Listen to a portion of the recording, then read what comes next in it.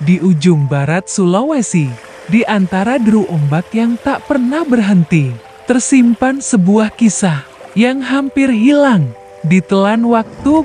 Malam itu, angin laut berhembus lebih dingin dari biasanya, seolah membawa firasat bahwa sesuatu akan berubah. Di kejauhan, layar-layar kapal asing mulai tampak, perlahan tapi pasti mendekat, bukan sebagai tamu, tapi sebagai penguasa baru. Dan di Tanah Mandar, semua orang tahu, ini bukan sekadar kedatangan. Ini adalah awal dari penjajahan. Namun di tengah ketakutan itu, muncul satu sosok, seorang raja yang tidak memilih bersembunyi, tidak memilih tunduk, dan tidak memilih diam. Ia memilih melawan. Namanya Raja Balanipa. Dan inilah kisahnya, kisah tentang keberanian yang menolak untuk dilupakan. Ini bukan sekadar cerita tentang kerajaan. Ini adalah kisah tentang sebuah tanah yang berdiri di antara laut dan takdirnya sendiri. Tanah yang tidak kaya emas, tidak memiliki benteng megah, namun memiliki sesuatu yang jauh lebih berharga, harga diri. Di sini, setiap ombak bukan hanya suara alam, tapi pengingat bahwa mereka hidup dari laut dan akan mempertahankannya sampai akhir. Namun sejarah tidak selalu adil. Nama-nama besar sering diingat, sementara mereka yang berjuang di pinggiran perlahan dilupakan. Padahal, di tanah seperti Mandar ini, pernah berdiri seorang pemimpin yang memilih melawan arus sejarah. Saat kerajaan lain mulai goyah, saat kekuatan asing semakin mendekat, ia tidak mencari aman, tidak bersembunyi di balik istana. Ia berdiri, dan dari satu keputusan itu, sebuah kisah besar mulai ditulis. Jauh sebelum kapal-kapal asing itu datang, Tanah Mandar sudah hidup dengan caranya sendiri, bukan dengan kekuasaan tunggal, bukan dengan satu raja yang menguasai segalanya, tapi dengan sebuah sistem yang jauh lebih kompleks dan jauh lebih kuat dari yang terlihat. Di pesisir barat Sulawesi, berdiri 7 kerajaan yang bukan saling menjatuhkan, tapi justru saling mengikat. Mereka dikenal sebagai Pitu Bababinanga, dan di antara mereka, ada satu yang menjadi pusat denyut kekuatan itu. Kerajaan Balanipa. Namun kekuatan Balanipa bukan terletak pada pasukan atau luas wilayah, melainkan pada satu hal yang jarang dimiliki kerajaan lain. Kepercayaan. Raja Balanipa bukan sekadar penguasa. Ia adalah pengikat, penjaga keseimbangan, dan penentu arah bagi seluruh Mandar. Setiap keputusan yang ia ambil bisa menentukan apakah 7 kerajaan akan tetap bersatu atau hancur oleh ambisi masing-masing. Dan justru karena itulah, ketika ancaman datang dari luar, bukan hanya satu kerajaan yang terancam, tapi seluruh peradaban Mandar berada di ujung kehancuran. Pagi itu, laut terlihat tenang, terlalu tenang. Nelayan-nelayan di pesisir Mandar mulai berangkat seperti biasa. Perahu kayu mereka membelah air, tanpa tahu bahwa hari itu bukan hari biasa. Di kejauhan, seorang nelayan tua menyipitkan mata. Ia melihat sesuatu di garis cakrawala. Bukan awan, bukan badai, tapi layar. Banyak layar, hitam, diam, dan bergerak perlahan, mendekat. Kabar itu sampai ke istana kerajaan Balanipa sebelum matahari mencapai puncaknya. Para penasihat mulai gelisah. Beberapa mencoba menenangkan, mungkin hanya pedagang. Namun Raja Balanipa tidak menjawab. Ia hanya berdiri, menghadap laut, dalam diam. Seolah ia sudah pernah melihat ini sebelumnya. Bukan dengan mata, tapi dengan insting seorang pemimpin. Hari-hari berikutnya, kapal-kapal itu tidak pergi. Mereka justru semakin dekat, dan bersama mereka datang sesuatu yang tidak terlihat. Ambisi, kekuasaan, dan ancaman yang belum memiliki nama. Beberapa utusan asing mulai turun ke darat, membawa senyum, membawa hadiah, dan membawa kata-kata yang terdengar indah. Namun di balik semua itu, Raja Balanipa melihat sesuatu yang tidak dilihat orang lain. Sebuah pola, dan dari pola itu, ia memahami satu hal yang mengubah segalanya.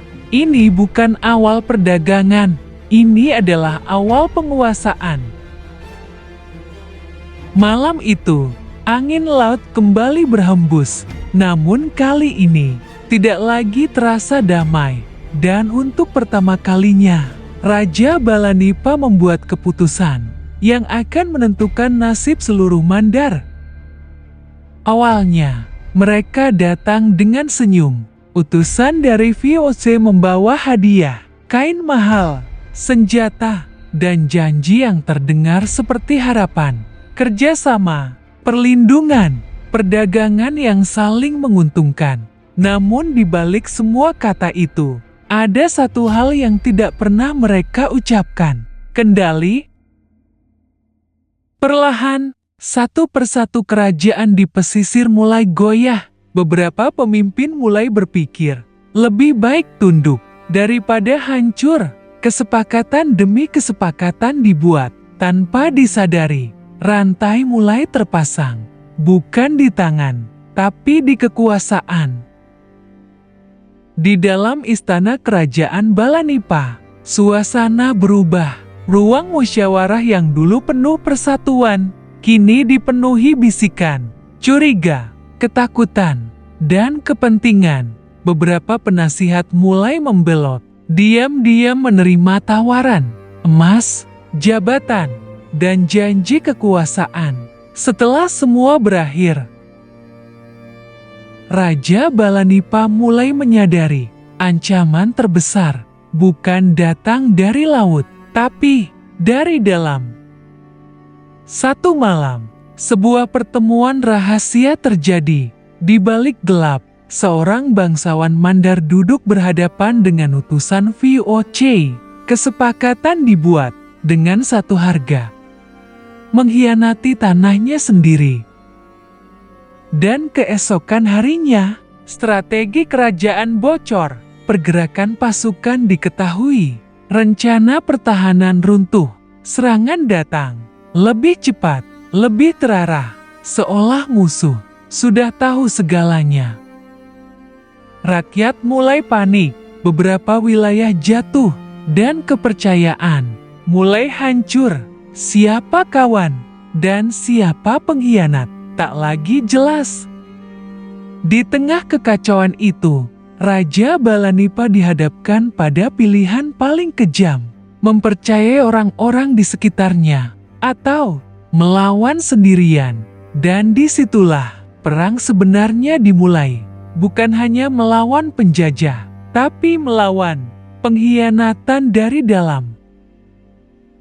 Langit memerah, bukan karena senja, tapi karena api yang mulai melahap pesisir Mandar. Suara ombak kini tenggelam oleh dentuman perang, teriakan, logam beradu, dan langkah kaki pasukan menjadi satu suara yang mengguncang tanah. Pasukan dari VOC bergerak cepat, terarah, seolah mereka tahu kelemahan setiap sudut pertahanan. Dan memang, mereka tahu karena pengkhianatan telah membuka jalan. Di tengah kekacauan itu, Raja Balanipa berdiri, bukan di belakang, bukan di dalam istana, tapi di garis paling depan. Matanya menatap pasukannya, bukan dengan ketakutan, tapi dengan satu pesan yang tak perlu diucapkan. Kita tidak mundur. Satu persatu prajurit mulai gugur. Tanah yang mereka pijak berubah menjadi saksi antara keberanian dan kehilangan. Namun Raja Balanipa tetap maju. Setiap langkahnya bukan hanya melawan musuh, tapi melawan takdir yang seolah sudah ditentukan. Lalu datang momen itu saat ia menyadari bahwa perang ini tidak bisa dimenangkan dengan cara biasa. Ia melihat pasukannya yang semakin sedikit, melihat rakyatnya yang mulai terjebak dalam kekacauan. Dan untuk pertama kalinya, ia dihadapkan pada keputusan yang tidak bisa dimenangkan dengan pedang. Menyerah atau berkorban.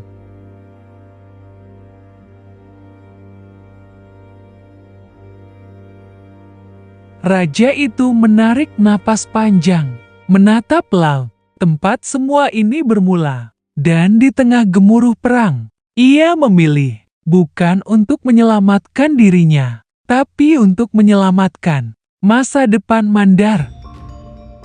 Ia memerintahkan sebagian pasukannya mundur, mengamankan rakyat, menjaga agar api perlawanan tidak padam hari itu. Sementara ia tetap di sana, berdiri, melawan, hingga akhir.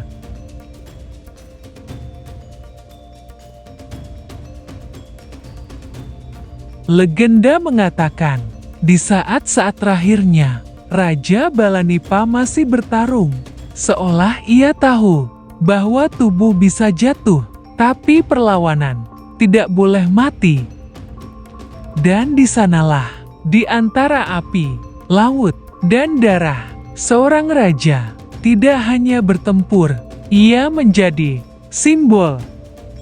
Setelah perang itu, cerita tentang Raja Balanipa tidak pernah benar-benar berakhir. Ia justru mulai berubah.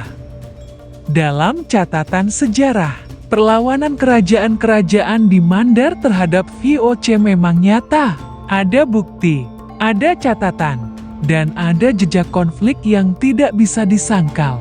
Namun, ketika nama Raja Balanipa disebut, sejarah mulai kabur. Beberapa naskah lokal menyebutnya sebagai pemimpin besar, penjaga persatuan Mandar, tokoh yang benar-benar ada. Namun di sisi lain, cerita rakyat mulai berkembang, mengubah sosoknya menjadi sesuatu yang lebih dari manusia biasa. Ada yang mengatakan, ia tidak pernah benar-benar kalah, bahwa di saat terakhir, ia tidak gugur di medan perang, melainkan menghilang. Ada pula yang percaya bahwa ia dijaga oleh laut, menjadi bagian dari alam, dan akan kembali saat tanah Mandar benar-benar membutuhkan. Pertanyaannya sekarang, apakah Raja Balanipa hanyalah seorang raja yang kemudian dibesarkan oleh cerita? Atau justru cerita itu ada karena sosoknya memang sebesar itu? Karena terkadang sejarah ditulis oleh mereka yang menang, dan legenda disimpan oleh mereka yang tidak ingin melupakan. Jadi, yang mana yang kamu percaya? Sejarah atau legenda? Perang itu mungkin telah berakhir. Api perlahan padam. Teriakan berubah menjadi sunyi. Namun satu hal tidak pernah benar-benar hilang, semangatnya. Tanah Mandar kembali tenang, ombak kembali berbisik seperti biasa, seolah tidak pernah terjadi apa-apa. Namun bagi mereka yang mengingat, tanah itu tidak pernah sama lagi. Nama Raja Balanipa mungkin tidak selalu tertulis dalam buku besar sejarah, namun ia hidup di cerita yang dibisikkan dari generasi ke generasi, di antara suara ombak dan ingatan yang menolak hilang. Karena sejatinya, Seorang raja tidak diingat karena tahtanya, tapi karena apa yang ia pertahankan saat semuanya hampir hilang. Dan mungkin di suatu senja, saat kamu berdiri di tepi laut Mandar, mendengar angin, dan melihat ombak, kamu akan merasakan sesuatu, seolah ada yang masih menjaga, seolah kisah itu belum benar-benar selesai. Kalau kisah ini sampai ke kamu, mungkin bukan kebetulan, karena masih banyak cerita seperti ini yang belum diceritakan dan perlahan mulai dilupakan. Kalau kamu ingin kisah-kisah seperti Raja Balanipa terus hidup, cukup dukung kanal ini dan tulis di komentar, "Sejarah jangan hilang." Karena selama masih ada yang mengingat, mereka tidak pernah benar-benar pergi.